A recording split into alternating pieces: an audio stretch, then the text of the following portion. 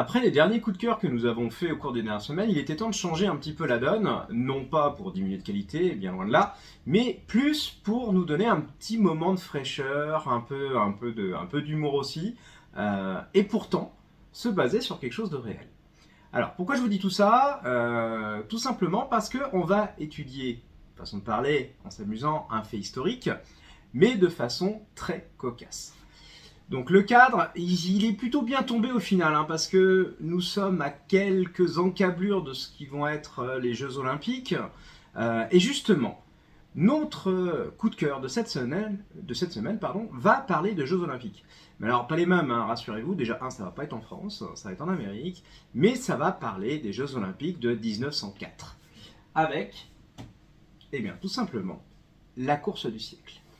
Alors, je sais que pour la plupart d'entre nous, le début de ce qu'on a appelé les nouveaux Jeux Olympiques de l'ère moderne, hein, parce que là, je sais plus, c'est la troisième session, je crois, sans être totalement certain de ce que je suis en train de vous dire, mais c'est ce qu'on suit, donc très particulier, parce que cette course qu'on va suivre, c'est l'histoire d'un marathon. Alors, un marathon, ça tombe plutôt bien dans notre ville, hein, parce qu'on a quand même, notamment parmi les clubs les plus nombreux et qui pratiquent énormément les courses sous toutes ses formes. Mais un marathon particulier qui a d'ailleurs failli signer la fin de cette course au sein des Jeux Olympiques. Alors, dit comme ça vous paraît un peu bizarre parce que 1904 c'est quand même assez loin, on parle de plus d'un siècle, et on se demande qu'est-ce qui a bien pu se passer.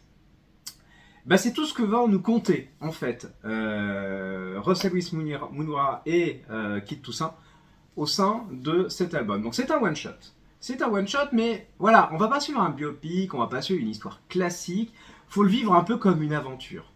Une aventure parce que c'est la course la plus cocasse qui n'ait jamais existé. Quand vous allez lire tout ce qui s'est passé, vous allez vous dire mais ce n'est pas possible.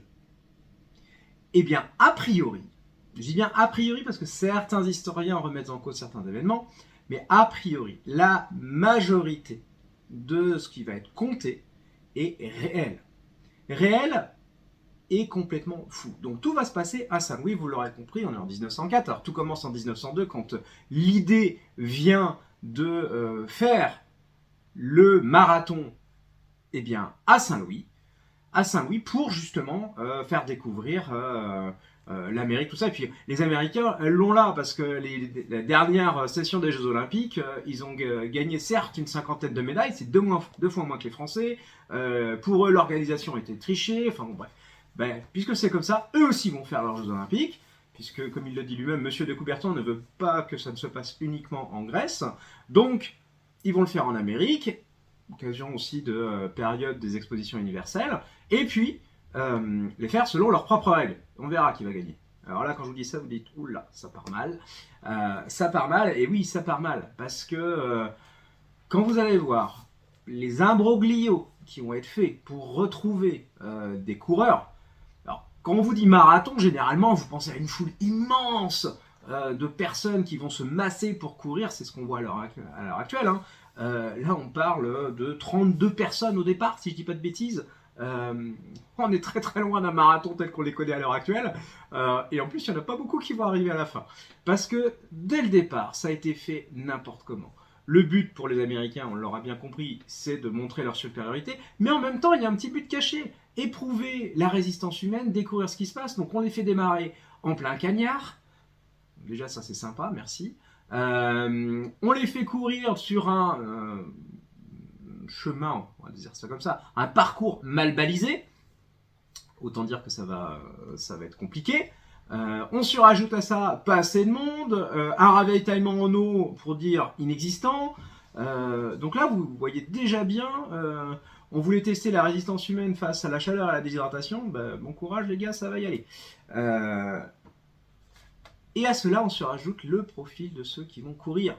Parce qu'on a en fait plein de profils totalement différents. On a un coureur cubain qui est en fait facteur à Cuba et qui passe son temps à dormir. Mais alors par contre, il court à une vitesse. Vous verrez d'ailleurs une anecdote sur ce qu'il fait. On se dit mais pourquoi est-ce qu'il a fait ça? Il aurait pu être premier. Hein, La Fontaine, à se demander s'il n'est pas inspiré lui-même de La Fontaine. Mais bon, bref, on a deux Sud-Africains venus là, qui on va embringuer dans l'histoire, courir, ils comprennent rien à ce qui se passe. On les fait courir 4 tours dans un stade pour sortir, ils comprennent pas, comme le dit l'un des deux, mais pourquoi tourner en rond? Ça sert à rien de partir, autant rester sur place. Encore une fois, on leur explique rien. On a un coureur qui a qu'en tête de ne jamais être second, et alors lui, il est prêt à tout pour ça. Et quand je dis à tout, vous verrez bien, vraiment à tout. On a un dragueur invétéré qui ne cherche qu'à se faire connaître. Au final, dès qu'il voit une belle demoiselle, lui, il change de route. Hein. C'est difficile de tenir un objectif. Et ça, ce n'est qu'une petite partie de ceux qui vont courir. Donc vous voyez les athlètes, hein, on est très très loin de l'athlète dans toute sa splendeur, sa grandiloquence. On a l'impression de faire à une équipe de bras cassés, je devrais dire de jambes cassées en l'occurrence, qui vont se lancer dans cette aventure. C'est un parcours ubuesque, c'est du grand n'importe quoi. Et pourtant c'est vrai, c'est drôle à chaque page, on en découvre plein. Alors d'ailleurs les auteurs on nous a rajouté un petit documentaire à la fin pour découvrir en fait l'envers du décor. Mais se dire qu'il a été possible de créer un marathon comme ça, avec, j'ai presque envie de dire, un bouchon de liège et 3 ficelles, parce qu'au final il n'y a rien qui est préparé, c'est grosso modo, vous allez là, vous allez par là, démerdez-vous. À peu près ça. Et ça donne à peu près le même résultat. Donc franchement, c'est assez fort. Les personnages sont attachants et c'est à se demander si on n'est pas dans un vaudeville, parce que c'est presque ça. Tous les personnages, il en arrive des vertes et des pas mûres. Alors ce qui est très drôle, c'est que bien sûr, ça a été un peu comme amplifié par Munera et Kit Toussaint, qui, soit dit en passant, ne sont pas des débutants, pardon, parce que avec les noms que je viens de vous dire, déjà, devez avoir en mémoire quelques petits titres, comme notamment Cœur de Ferraille, qu'on a mis en coup de cœur, ou encore Oli Anne. Donc non, ce sont vraiment deux auteurs qui savent y faire, et aussi bien en jeunesse qu'en adulte, donc en plus multicasquette. Et franchement, le dessin de Munera, vous verrez au fil de la vidéo, ça vaut le détour. Donc on s'amuse vraiment, on apprend plein de choses en plus, et on se dit mais comment c'est possible? Alors quand on voit parfois, on se plaint de dire ah ça c'est pas carré, etc. Bon, je sais pas, allez voir la course de 1904. Hein. Je crois que même le comité d'organisation olympique à l'heure actuelle en garde comme un des pires exemples de ce qu'il ne faut pas faire. Ça, je vous laisserai découvrir, mais clairement, ça n'a pas été l'exemple de ce qu'il faut faire. C'est aussi, bah tiens, un des cas avérés un des premiers cas avérés de dopage de l'histoire. Même chose, ça je vous laisserai le découvrir. Et il y en a eu plein des premières fois comme ça. Entre ceux qui couraient pieds nus, ceux qui couraient en vêtements de ville, et j'en passe. Je pense qu'on peut le lire au moins 3, 4, 5 fois et redécouvrir des choses tellement les personnages sont en couleur. Donc, je vous conseille vraiment de le lire parce que ça fait du bien de lire ça, c'est drôle. En même temps, voilà, comme je le disais, on apprend plein de choses. Le contexte est vraiment amusant. Et quand on voit comment ça a été constitué, eh ben, c'est vraiment de l'amateurisme, il n'y a pas d'autre façon de le dire. Donc je vous souhaite de le découvrir, si vous avez besoin d'en parler, vous savez où nous trouver. En tout cas, quoi qu'il en soit, bonne lecture, bonne découverte, et puis à très bientôt. Allez, au revoir.